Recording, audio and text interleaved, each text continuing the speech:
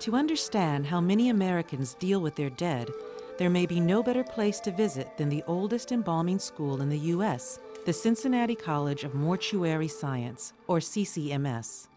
Since 1882, generation after generation of morticians in training have come to CCMS to become experts in the American rituals of death and burial. My friends, when I told them that I was going into the funeral business, they all just kind of give me the same look, like, you want to work with dead people? Erica Kaiser's uncle owns a funeral home where she worked during college. There's just so many ghost stories and misconceptions about the field and people are just too afraid to find out what it's all about. All cultures have ways of handling dead bodies, but most American Christians don't realize that how they treat their dead makes them different from nearly every other culture in the world. America is one of the few places where corpses are routinely embalmed. American funeral directors know that their clients want the dead to look as they did in life. I think in the eyes of a family, they want to see their loved one in a very natural, peaceful state. In the U.S., the goal of embalmers is not just to disguise death's pallor, but to stop its inevitable destruction in its tracks.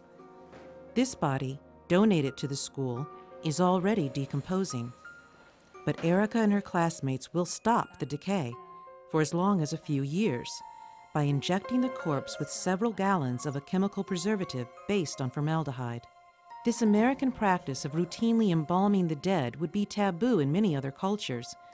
Even in mortuary school, embalming is practically a ritual with clearly defined steps.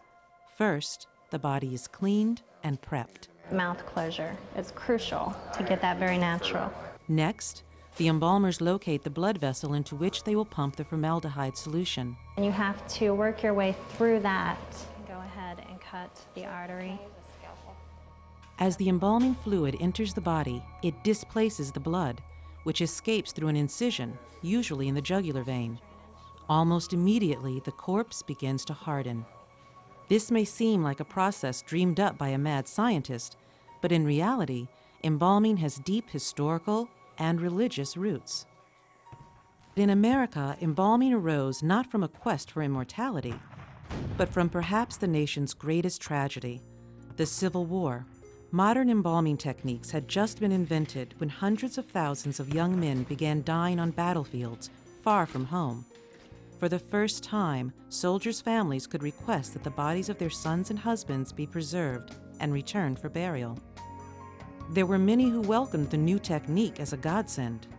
Many Christians saw embalming as a perfect fit with their religious beliefs, in which the body and the spirit would be reunited at the resurrection. As diverse as the rituals we practice, to honor the dead, to heal our grief, we're united in our need to mark this most final of all life's passages, and to attempt to make sense of what must remain a mystery.